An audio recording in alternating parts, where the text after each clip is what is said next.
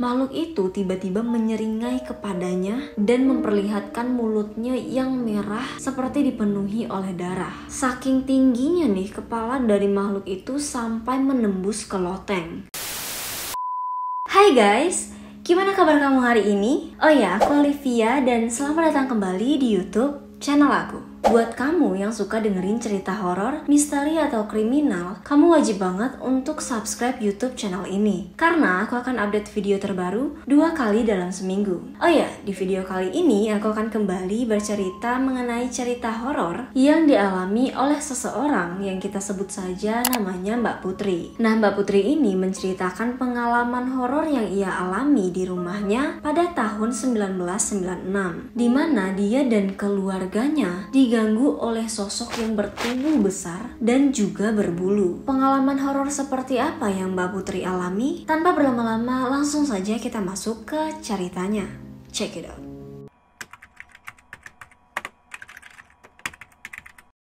Kejadian menyeramkan ini bermula ketika Mbak Putri beserta dengan keluarganya pindah ke rumah yang baru saja mereka bangun. Rumahnya cukup besar dan pekarangannya luas. Nah, pada saat pindah, Mbak Putri beserta dengan keluarganya, yaitu ayah, ibu, dan kakak laki-lakinya yang bernama Mas Yakub, tidak merasakan atau tidak mendapatkan firasat yang buruk tentang rumah tersebut. Namun, anehnya nih, pada saat malam hari, Mbak Putri ini sering mendengar seperti suara kresek-kresek di atas plafon kamarnya.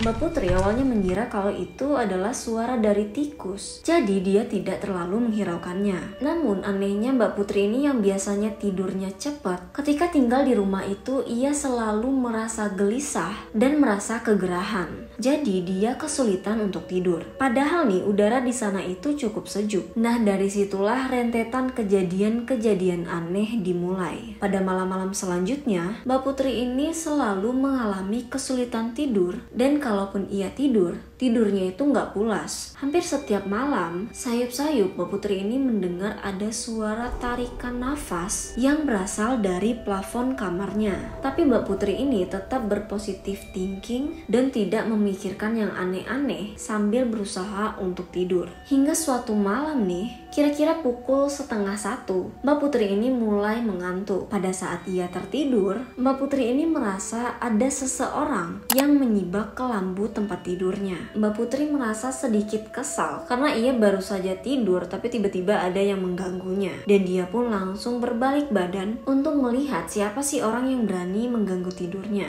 Ia mengira itu adalah kakak laki-lakinya yaitu Mas Yakub, karena memang Mas Yakub ini orangnya sedikit usil. Tapi ternyata nih, yang menyibak tirai kelambunya adalah sosok yang berwajah lebar dengan mata yang merah serta kepalanya ini lancip. Mbak Putri pun saat itu gemeteran, dan ketika ia mencoba untuk berteriak, dia sama sekali tidak bisa mengeluarkan suaranya. Dan yang lebih menyeramkan nih, makhluk itu tiba-tiba menyeringai kepadanya dan memperlihatkan mulutnya yang merah seperti dipenuhi oleh darah. Dan ketika makhluk itu berdiri, makhluk itu sangat tinggi. Saking tingginya nih kepala dari makhluk itu sampai menembus ke loteng. Nah, saat itu Mbak Putri pun langsung berteriak sehingga membangunkan seisi rumah, dan mereka pun langsung masuk ke kamar Mbak Putri. Dengan tubuh yang gemeteran, Mbak Putri pun langsung berlari ke ayahnya sambil memeluk dan menangis sejadi-jadinya. Tapi ternyata nih, kejadian menyeramkan itu gak cuma dialami oleh Mbak Putri. Mas Yakub ternyata juga mengalami hal yang sama dan pernah melihat sosok hantu itu saat ia pulang lembur. Ia melihat ada sosok yang tinggi besar berdiri hampir sama tingginya dengan pohon akasia yang tumbuh di pekarangan rumah Mbak Putri. Padahal pohon tersebut tingginya itu lebih dari 2 meter. Dan ternyata lagi nih, di Inah, asisten rumah tangga yang tinggal di rumah Mbak Putri pun pernah mengalaminya. Dimana saat itu ia sedang setengah tidur dan melihat sosok yang sama dengan Mbak Putri. Dimana sosoknya itu tinggi besar dan juga berkepala lancip. Dan sosok itu juga menyibak menembak tirai tempat tidur Bi Ina. Nah, meskipun Mbak Putri, Bi Ina, dan juga Mas Yakub mengalami hal yang menyeramkan itu, tapi ayah dan juga ibu Mbak Putri tetap tidak mempercayai bahwa ada yang tidak beres dengan rumah mereka. Anehnya lagi nih, mereka berdua ini bener-bener gak ngerasain yang aneh, apalagi melihat yang aneh-aneh di dalam rumah itu. Nah, pada suatu siang nih, saat itu di rumah hanya ada Mbak Putri dan juga Bi Ina yang sedang sibuk memasak di dapur. Saat Mbak Putri ini sedang asik menonton TV, tiba-tiba dia melihat ibunya sedang berjalan menuju ke ruang tamu. Padahal nih, kira-kira 10 menit yang lalu, ibu Mbak Putri ini berpamitan untuk pergi ke pasar. Saat itu Mbak Putri pun langsung bertanya kepada ibunya, "Ibu kok balik lagi? Ada yang ketinggalan ya?" Tapi anehnya, ibu Mbak Putri ini tidak memberi respon sedikit pun.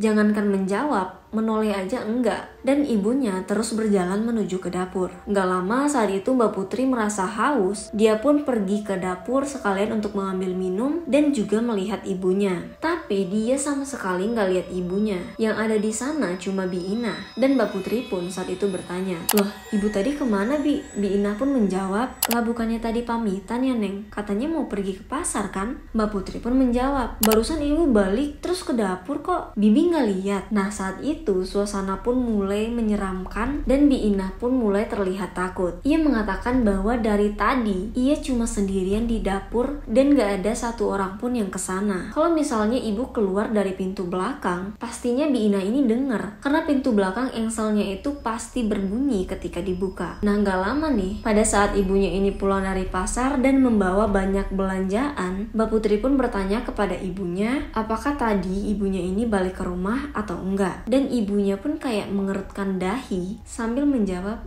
"Enggak, kamu ngigo ya?" Nah, pas denger jawaban dari ibunya, Mbak Putri dan juga Bi Ina pun langsung pandang-pandangan sambil mengatakan, "Jadi tadi yang dilihat Mbak Putri mirip ibunya itu siapa?" Keesokan harinya nih, jam 8 malam setelah mereka ini selesai makan malam, Mbak Putri ini pun langsung ke kamar dan ketiduran. Karena hari itu Mbak Putri cukup kelelahan setelah mengikuti latihan drum band di sekolahnya. Nah, pada tengah malamnya nih, tiba-tiba Mbak Putri ini terbangun karena ada sesuatu yang mengguncang tempat tidurnya. Dan yang lebih menyeramkan nih, Mbak Putri melihat ada sosok dengan mata yang melotot dan lidahnya itu panjang banget berada tepat di depannya. Mbak Putri pun langsung menjerit histeris dan pingsan. Nah, setelah kejadian itu, Mbak Putri mengalami sakit selama sebulan yang membuat tubuhnya ini sangat kurus. Ditambah lagi nih, Mbak Putri sering menjerit-jerit ketika ia sedang tidur. Karena kondisi Mbak Putri yang semakin lama semakin memburuk, akhirnya salah satu teman dari ayah Mbak Putri menyarankan agar ayah Mbak Putri ini menghubungi salah satu orang pintar kenalannya. Ayah Mbak Putri kemudian menghubungi orang pintar tersebut dan menceritakan bahwa Mbak Putri ini sering melihat yang aneh-aneh semenjak mereka pindah ke rumah yang baru saja mereka bangun. Dan Mbak Putri selalu merasa ada sosok genderuwo yang tinggal atau bersarang di langit-langit kamarnya. Nah, orang pintar tersebut pun kemudian mengatakan bahwa sepertinya di rumah mereka itu ada sebatang kayu yang istilahnya itu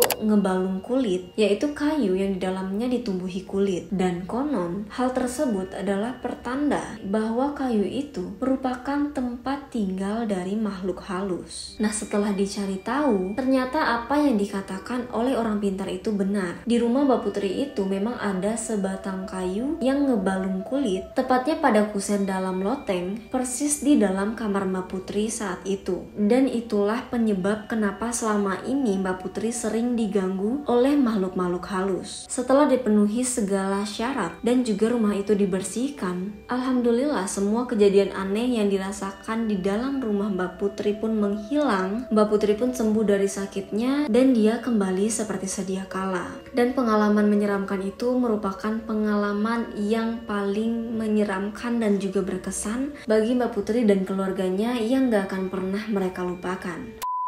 Oke guys, sekian cerita dari Mbak Putri. Dan bagaimana menurut kalian? Apakah kalian percaya bahwa kepercayaan terhadap kayu ngebalung kulit itu masih ada sampai sekarang? Silahkan tuliskan pendapat kamu di kolom komentar. Dan buat kamu yang mau ceritanya aku bacakan, kamu boleh banget untuk mengirimkannya ke email aku. Jangan lupa untuk like, subscribe, dan juga komen, serta hidupkan lonceng notifikasinya agar kalian mendapatkan informasi terbaru dari channel YouTube aku. Semoga kalian suka dengan video kali ini dan sampai jumpa di video-video menarik selanjutnya.